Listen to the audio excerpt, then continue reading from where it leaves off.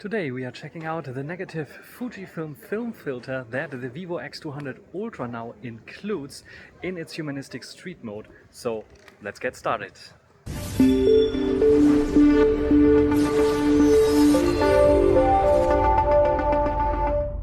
So how to get to the humanistic street mode? First of all, you open up your camera application, then you have this little button there.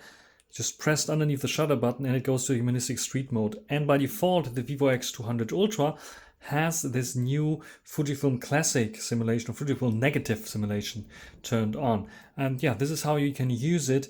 And the only thing that you can do is like going up with the exposure. What I did most of the time is going down with the exposure a bit. But I will explain it to you right now in the photos that I shot in this mode. So let's take a look. The photos, we start off with this photo classic shot on the street because it is humanistic street mode, the name. And you can see already the color, that is a special kind of color that reminds a little bit of this Fujifilm Negative film simulation. We have here the red, the yellow there, and we can see it's nice and sharp as well. So the sharpness level and over sharpening is also controlled well. This is now taken with 85mm, as you see here. We have also a nice background blur. I think it is also adding a little bit artificial background blur. I cannot imagine it being only natural background blur here. But the colors here in general also like cooled down a little bit. This is the typical look that you have. And just to compare why EV minus 0.7, this is EV 0. You can see it's way too overexposed in my opinion and doesn't look nice. And this is EV minus 0.7, which looks much nicer, and we don't have this overexposure anymore. You can see the HDR is like way better than there. So this is why I shot most of the shots with minus 0.7 EV, because it just looks better and gives a more flare kind of look. And yeah, it's perfect for street photography because it's a street mode. You get also the possibility to freeze people in time, like this guy here. You can also see the nice colors of the green here, not being like too punchy, which is also a very nice thing. I think this Fujifilm Negative simulation is like adding something. Like you can see the punchiness of the colors here are also not there. The blue is like a bit of subtle. It's a bit of a dirtier aquamarine blue, I would say.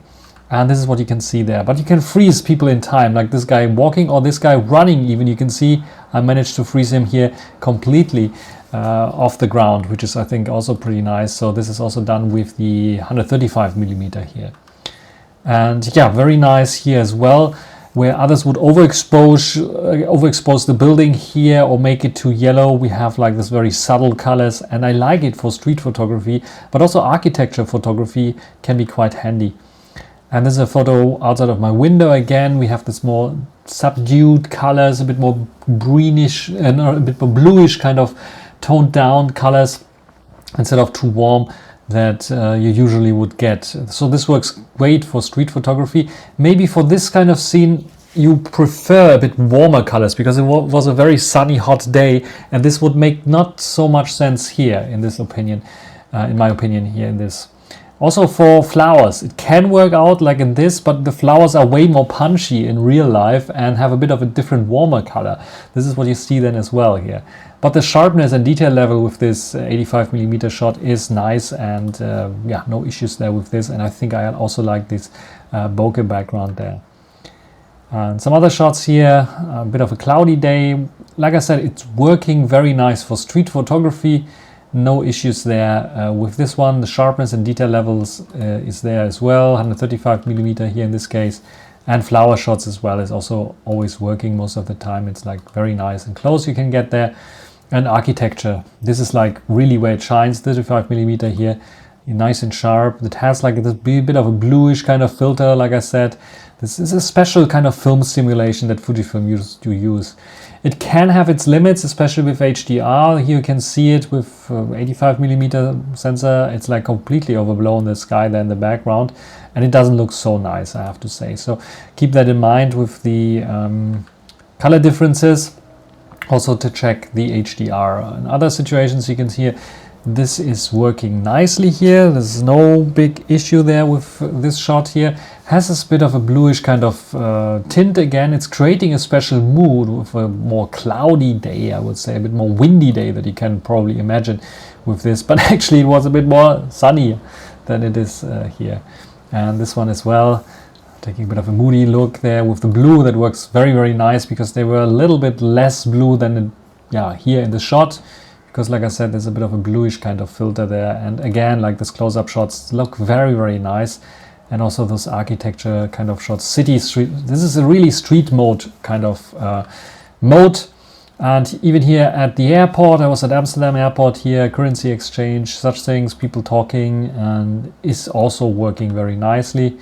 And what makes you smile is also like very nice. You can see like here, very nice, not overexposing. I think it is great looking also with this bit more dim lit situations there, and even those look pretty nice there.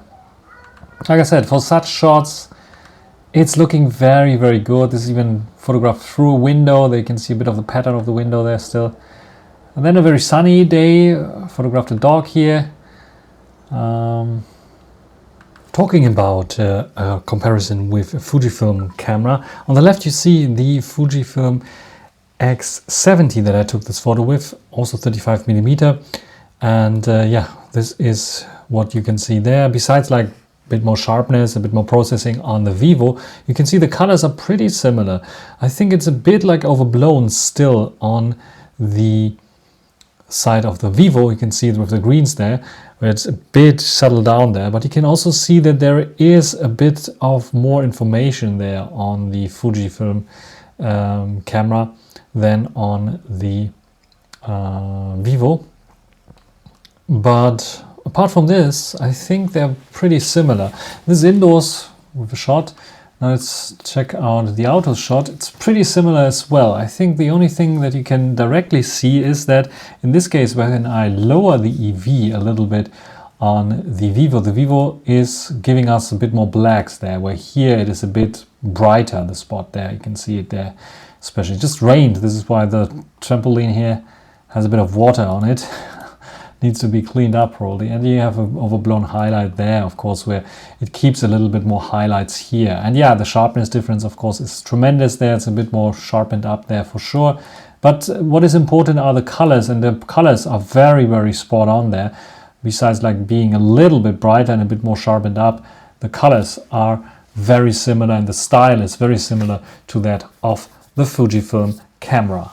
The sun photographed, you can see HDR is very much settled down here, because usually Vivo is doing much better with HDR. And you can catch also Timmy here running and jumping.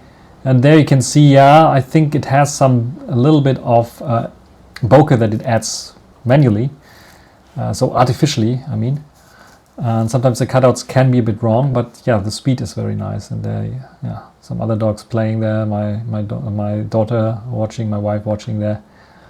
And Timmy running around after this one here for some reason. And this is an example of how the HDR looks with the humanistic street mode with the Fujifilm Negative filter, and how it looks with the normal, with natural size mode. You can see much more pronounced HDR.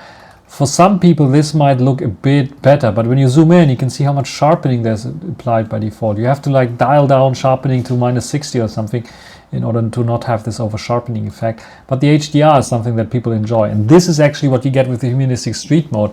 A lot bluer again, you can see it here in the foreground, which is like much warmer here. Everything much warmer, and this is like completely overexposed. So it is not something for those sunset shots that you can see here. But shots like this, if you put something in here, it might work out a little bit better. In general, I like this negative Fujifilm character. I have a Fujifilm camera actually that I also like to take photos with.